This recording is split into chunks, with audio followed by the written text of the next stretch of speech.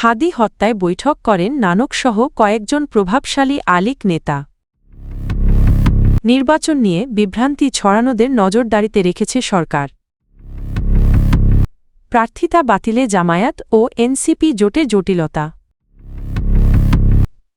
ফয়সাল করিমের ভিডিও বার্তা নিয়ে যা বলছে ডিবি। যোগসু নির্বাচন, ৬ কেন্দ্রের ফলাফলে শীর্ষ ৩ পদে এগিয়ে শিবির। ইনকিলাব মঞ্চের মুখপাত্র শহীদ শরীফ ওসমান বিন হাদি হত্যা মামলার তদন্ত শেষে ১৭ জনের বিরুদ্ধে অভিযোগপত্র দিয়েছে ঢাকা মহানগর গোয়েন্দা পুলিশ ডিবি। মঙ্গলবার ৬ জানুয়ারি বিকেলে ডিএমপির মিডিয়া সেন্টারে এক সংবাদ সম্মেলনে এ তথ্য জানান ডিএমপির অতিরিক্ত commissioner DB Shafiqul Islam. DB জানায় অভিযোগপত্রে হত্যাকাণ্ডে জড়িত প্রত্যেকের ভূমিকার বিস্তারিত উল্লেখ করা হয়েছে। তদন্তে পাওয়া গেছে সাবেক ওয়ার্ড কাউন্সিলর তাইজুল ইসলাম চৌধুরী ওরফে বাপ্পির নির্দেশনা ও পরিকল্পনায় এই হত্যাকাণ্ড সংঘটিত হয়। সরাসরি গুলিবর্ষণ করেন ছাত্রলীগের সাবেক নেতা ফয়সাল করিম মাসুদ এবং তাকে সহযোগিতা করেন যুবলীগ কর্মী আলমগীর হোসেন। ঘটনার পর তারা ভারতে পালিয়ে যান। সংবাদ সম্মেলনে জানানো হয় হত্যাকাণ্ডে ব্যবহৃত অস্ত্রের ব্যালিস্টিক পরীক্ষার প্রতিবেদন পজিটিভ এসেছে। হত্যার পেছনে কারণ হিসেবে বলা হয় শরীফ ওসমান বিন হাদির রাজনৈতিক বক্তব্য ও সমালোচনামূলক কর্মকাণ্ডই ছিল মূল উদ্দেশ্য। ডিবিআরও জানায় হত্যাকাণ্ডের পরিকল্পনা সিঙ্গাপুরে বসে চূড়ান্ত করা হয়। সেখানে কয়েকদিনের বৈঠকে অর্থের লেনদেন ও দায়িত্ব বণ্টন নির্ধারণ করা হয়। তদন্তে হত্যাকাণ্ডের পর অর্থ লেনদেনের তথ্য পাওয়া গেছে। এছাড়া হত্যার পর আসামিদের পালাতে সহায়তা, অস্ত্র সংরক্ষণ এবং সীমান্ত পারাপারে সহযোগিতার সঙ্গে জড়িত একাধিক ব্যক্তির ভূমিকার প্রমাণ মিলেছে। গ্রেপ্তারকৃতদের জবানবন্দি, সিসিটিভি ফুটেজ, অস্ত্র ও ইলেকট্রনিক ডিভাইসের ফরেনসিক বিশ্লেষণের ভিত্তিতেই এই অভিযোগপত্র দাখিল করা হয়েছে। ডিবি জানায় এই হত্যাকাণ্ডের মাধ্যমে একটি সংগঠিত নেটওয়ার্কের সম্পৃক্ততা স্পষ্ট হয়েছে এবং মামলার বিচারিক প্রক্রিয়া দ্রুত এগিয়ে নেওয়া হবে। নির্বাচন নিয়ে যারা এখনও সন্দেহ ও সংশয় ছড়াচ্ছেন তাদের সরকার নজরদারিতে রেখেছে বলে জানিয়েছেন অন্তর্বর্তী সরকারের প্রধান উপদেষ্টার প্রেস সচিব শফিকুল আলম। মঙ্গলবার রাজধানীর ফরেন সার্ভিস একাডেমিতে এক প্রেস ব্রিফিংয়ে সাংবাদিকদের প্রশ্নের জবাবে তিনি একথা বলেন। প্রেস সচিব জানান সরকার সংশয় সৃষ্টিকারীদের পরিচয়, অতীত ভূমিকা এবং উদ্দেশ্য সম্পর্কে অবগত। তিনি বলেন নির্বাচনের আর মাত্র ৩৭ দিন বাকি এবং সরকার নির্বাচন আয়োজনের ক্ষেত্রে সম্পূর্ণ প্রস্তুত। পুলিশ, সেনাবাহিনী, বিজিবি ও অন্যান্য নিরাপত্তা বাহিনীর সক্ষমতা ও আত্মবিশ্বাস আগের চেয়ে বেড়েছে বলেও উল্লেখ করেন তিনি। নিরাপত্তা প্রস্তুতির উদাহরণ হিসেবে তিনি সাম্প্রতিক ৩টি বড় জাতীয় ইভেন্ট, শরীফ ওসমান হাদির জানাজা, তারেক রহমানের দেশে ফেরা উপলক্ষে সমাবেশ এবং বেগম খালেদা জিয়ার জানাজা সুষ্ঠুভাবে সম্পন্ন হওয়ার কথা তুলে ধরেন। গণভোটে অংশগ্রহণ বাড়াতে ধর্মীয় নেতাদের সম্পৃক্ত করার উদ্যোগের কথা জানিয়ে শফিকুল আলম বলেন সারা দেশের মসজিদ, মন্দির ও গির্জার মাধ্যমে জনগণকে উদ্বুদ্ধ করা হচ্ছে। তিনি বলেন আসন্ন গণভোট দেশের আগামী ১০০ বছরের দিক নির্দেশনা নির্ধারণে গুরুত্বপূর্ণ। নিরাপত্তা প্রসঙ্গে তিনি জানান রাজনৈতিক দলগুলোর নেতাদের প্রয়োজন অনুযায়ী গানম্যান দেওয়া হচ্ছে এবং বিষয়টি পুলিশের স্পেশাল ব্রাঞ্চ নিবিড়ভাবে তদারকি করছে। এদিকে শরীর মনিরামপুরে এক ব্যবসায়ী হত্যাকাণ্ডের বিষয়ে প্রধান উপদেষ্টার জ্যেষ্ঠ সহকারী প্রেস সচিব ফয়েজ আহম্মদ বলেন নিহত ব্যক্তি দীর্ঘদিন ধরে চরমপন্থী রাজনীতির সঙ্গে জড়িত ছিলেন। প্রাথমিকভাবে পুলিশ ধারণা করছে এটি পূর্বশত্রুতা ও চরমপন্থী রাজনীতির জেরে সংঘটিত হত্যাকাণ্ড।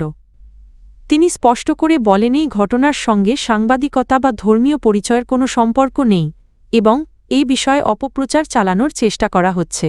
মনোনয়নপত্র বাতিলের কারণে জামায়াতে ইসলামী, এনসিপি, ইসলামী আন্দোলন সহ ১১ দলের নির্বাচনী সমঝোতায় আসন বণ্টনে জটিলতা তৈরি হয়েছে। কোন দলের প্রার্থী শেষ পর্যন্ত কোনো আসনে নির্বাচন করতে পারবেন, এই অনিশ্চয়তায় সমঝোতার সিদ্ধান্ত আটকে রয়েছে। পরিস্থিতি পর্যালোচনায় আজ বুধবার দলগুলোর মধ্যে বৈঠক হওয়ার কথা রয়েছে। ১১ দলীয় জোট সূত্র জানায় আগে জামায়াত বিভিন্ন দলের জন্য মোট ৬৫টি আসন ছাড়তে সম্মত হয়েছিল। এর মধ্যে এনসিপিকে ৩০টি, বাংলাদেশ খেলাফত মজলিসকে 13টি এবং অন্যান্য দলকে নির্ধারিত সংখ্যক আসন দেওয়ার সিদ্ধান্ত ছিল। পাশাপাশি চরমোনাই পীরের নেতৃত্বাধীন ইসলামী আন্দোলনের সঙ্গে 183 আসনে সমঝোতা হয়, যেখানে প্রথম দফায় 31টি আসন ছাড়তে রাজি ছিল জামায়াত। তবে মনোনয়নপত্র বাতিলের ঘটনায় এই পরিকল্পনা এলোমেলো হয়ে গেছে।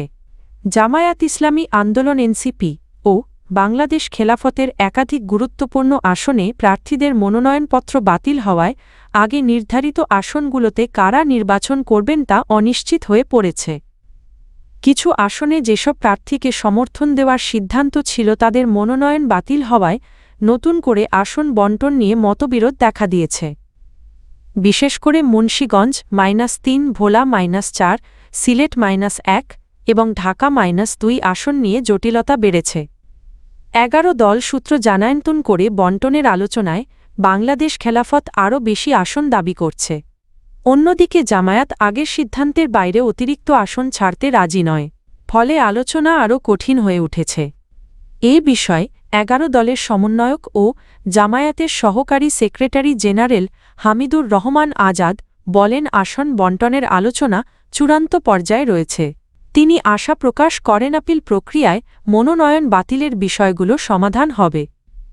ইসলামী আন্দোলনের মহাসচিব ইউনুস আহমেদ শেখ বলেন, মনোনয়নপত্র বাতিলের কারণে সমঝোতায় কিছুটা বিলম্ব হচ্ছে, তবে আলোচনা চলমান রয়েছে এবং এতে নির্বাচনে বড় কোনো সমস্যা হবে না বলে তিনি আশাবাদী।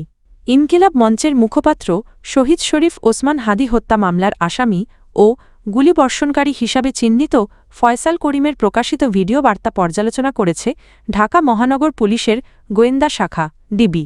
প্রাথমিকভাবে নিশ্চিত হওয়া গেছে এসব ভিডিওতে কৃত্রিম বুদ্ধিমত্তা বা এআই প্রযুক্তি ব্যবহার করা হয়নি।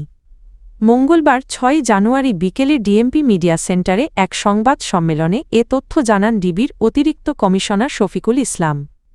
তিনি বলেন, ফয়সাল করিম 3টি ভিডিও বার্তা দিয়েছেন। সেগুলো ফরেনসিক পরীক্ষার জন্য পাঠানো হলেও প্রাথমিক বিশ্লেষণে ভিডিওগুলো আসল বলে ধারণা করা হচ্ছে। তবে ফয়সাল ভিডিওতে দুবাই অবস্থানের যে দাবি করেছেন তা সঠিক নয়। তদন্তে পাওয়া তথ্য অনুযায়ী তিনি বর্তমানে ভারতে অবস্থান করছেন। শফিকুল ইসলাম জানান, এই হত্যা মামলায় মোট 17 জনের বিরুদ্ধে অভিযোগপত্র দেওয়া হয়েছে। এর মধ্যে 12 জনকে গ্রেফতার করা হয়েছে এবং 5 জন পলাতক রয়েছেন। পলাতকদের মধ্যে রয়েছেন ফয়সাল করিম, মাসুদ মোটরসাইকেল চালক, আলমগীর শেখ মানব পাচারকারী, ফিলিপস নালহত্যার নির্দেশদাতা সাবেক ওয়ার্ড কাউন্সিলর তাইজুল ইসলাম চৌধুরী বাপ্পি এবং ফয়সালের বোন জেসমিন। ডিবি জানায়তদন্তে এখন পর্যন্ত হত্যাকাণ্ডের মূল নির্দেশদাতা ও পরিকল্পনাকারী হিসেবে তাইজুল ইসলাম চৌধুরী বাপ্পির নাম পাওয়া গেছে। ভবিষ্যতে তদন্তে নতুন কারো সংশ্লিষ্টতা পাওয়া গেলে সম্পূরক অভিযোগপত্র দেওয়া হবে বলে জানিয়েছে পুলিশ। জগন্নাথ বিশ্ববিদ্যালয় কেন্দ্রীয় শিক্ষার্থী সংসদ জকসো নির্বাচনে এখন পর্যন্ত ঘোষিত ফলাফলে 6টি কেন্দ্রেই শিবির সমর্থিত অদম্য জবিয়ান ঐক্য প্যানেল এগিয়ে রয়েছে। এই প্যানেলের ভিপি পদে রিয়াজুল ইসলাম জিএস পদে আব্দুল আলিম আরিফ এবং এজিএস পদে মাসুদ রানা এগিয়ে আছেন।